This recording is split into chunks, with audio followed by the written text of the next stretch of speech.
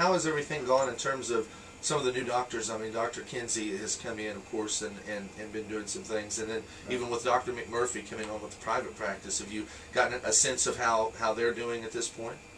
Well, I think that Dr. Kinsey's practice is progressing nicely. The fact that she has two specialties, internal medicine and psychiatry, has really been a good addition. As far as Dr. McMurphy goes, I don't know the details of her practice. I think that given her personality and her experience and people knowing her, her practice will build over time. And in the meantime, while she is building her practice, she's open to helping us out in the ER, and we appreciate that.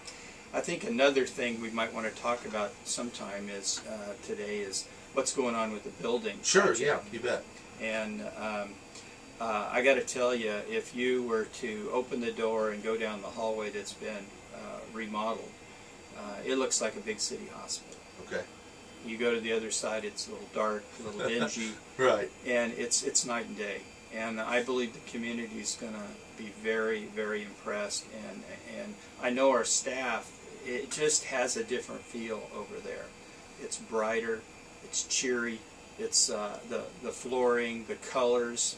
It's just going to be a nice thing for the community. Pretty much just a total makeover is what we're talking about. Yeah.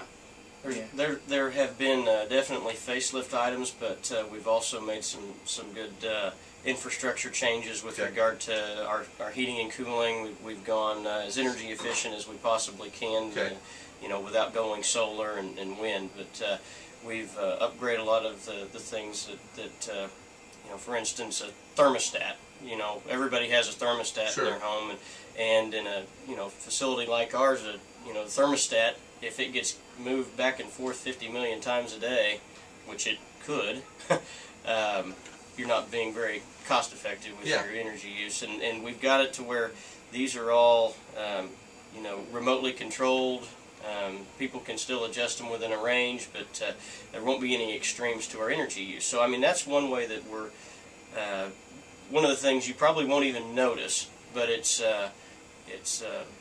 part of the changes that have been taking place. As far as is everything schedule-wise kind of going the way you want it to at this point? On Monday the 13th, the architect will come to and do her final, call it a punch list, which they walk through and make the last round and say, okay, this is all done, this looks good, or we need to do this, and this, and really at this point you won't be able to tell the difference. Most people won't be able to tell the difference between the way it sits right now today and the way it sits after she finishes her punch list, because it's going to be little things. Sure. The city inspector and state fire marshal will come through sometime next week, and then we'll be in a little bit of a holding pattern, waiting on state health department and their scheduling.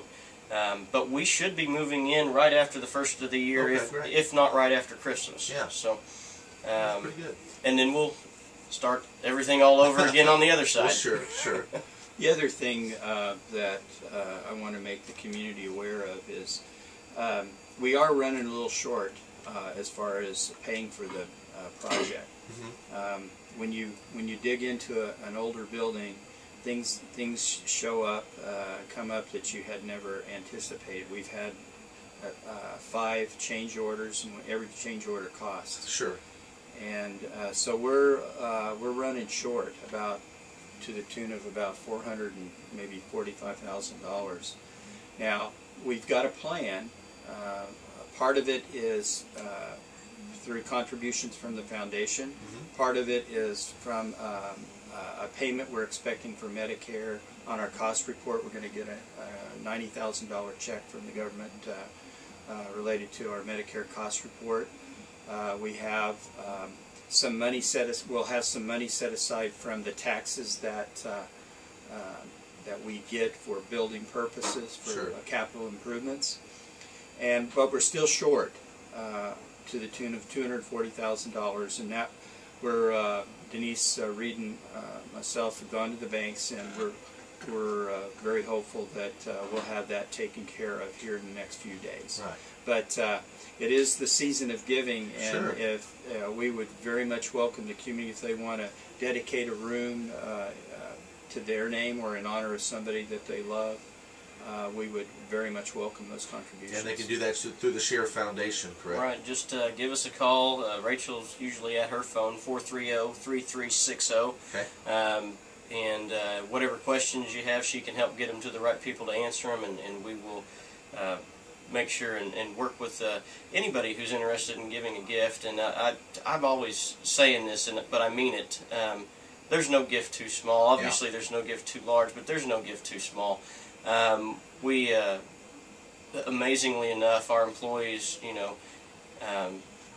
make what seems to be small contributions. We take. There's a lot of us that take $3 or $4 out of a paycheck, and at the end of the year, our employees have come together and donated $15,000 to the foundation. So I mean, there's no gift too small.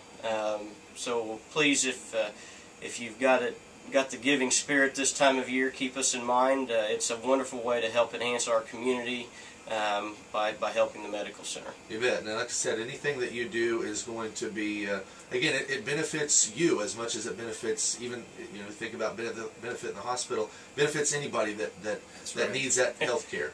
There's no shareholders in this deal. It's the city of Alva, it's our community, and it's the people who live here that are going to reap the benefits of this. You bet.